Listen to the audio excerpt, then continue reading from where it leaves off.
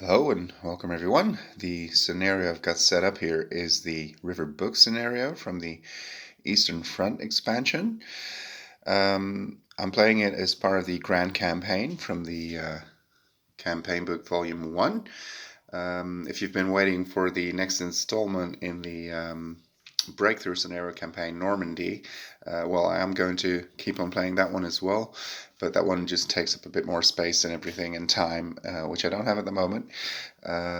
So that will have to wait a little bit. So I thought it might be nice and fitting, considering that today is exactly 1 day and 83 years after Operation Barbarossa actually started. So I thought this would be a fitting campaign.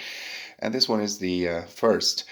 You can actually decide to start with Barbarossa North or Barbarossa South. I decided to start with Barbarossa Center. I'm just sticking to the order that's given in the book. And the thing is, you have to play two scenarios from a given, well, it isn't really a theater, but a given section of the front, if you will. So I've just decided to start playing with the center, and then you have to play two scenarios from either the south or north, and then again two from the one that you haven't played yet. So that's the way the campaign works, and then you start playing two or three more, depending on how many there are per section of the front that you actually have to play through. So this is the first scenario set up, and the dice that you can see are the, what are they called? Reinforcement dice, I suppose.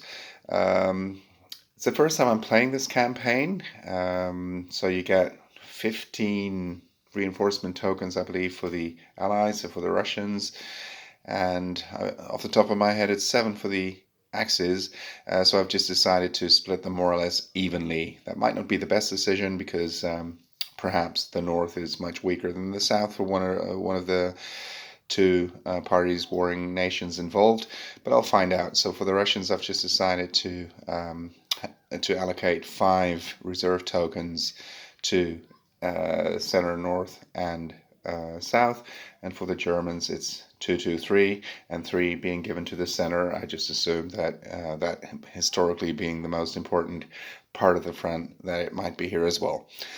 So this is the result of the first reinforcement roll. You can see that the Russians rolled an infantry unit, and I could have decided to place it in the staging area, which might have been a better idea anyway, because then you have some more possibilities. You can have it enter here or here. So actually, I don't know why I put it here, but I put it on the board already.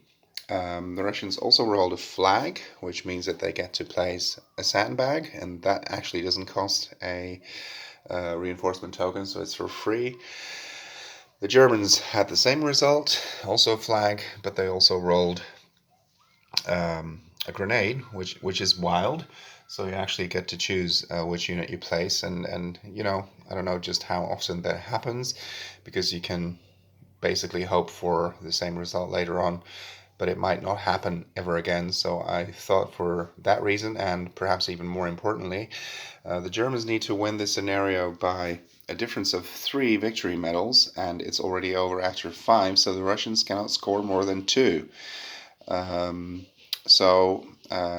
I just assumed that having an extra artillery on the board would be a great thing to have for the German player to stand a chance of taking out so many Soviet units and not suffering more than 2 casualties, if you will, themselves. These are field bunkers. They actually represent dug-in turrets, dug-in tank turrets.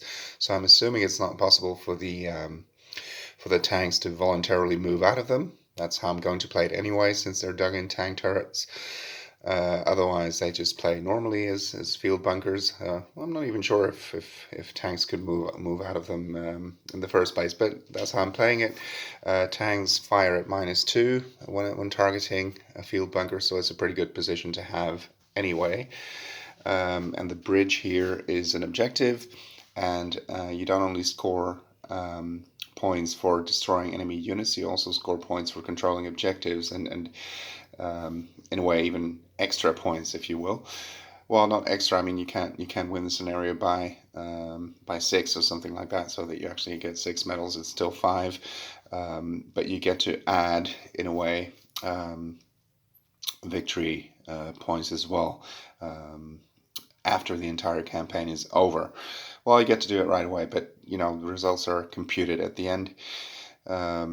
And that might actually get you the win. I've understood from many other people whose videos I've watched online that it's actually pretty important to really take those objectives, which I believe is a great addition to Memoir 44. So you actually have to take objectives which the armies obviously had in real life and not just take out enemy units.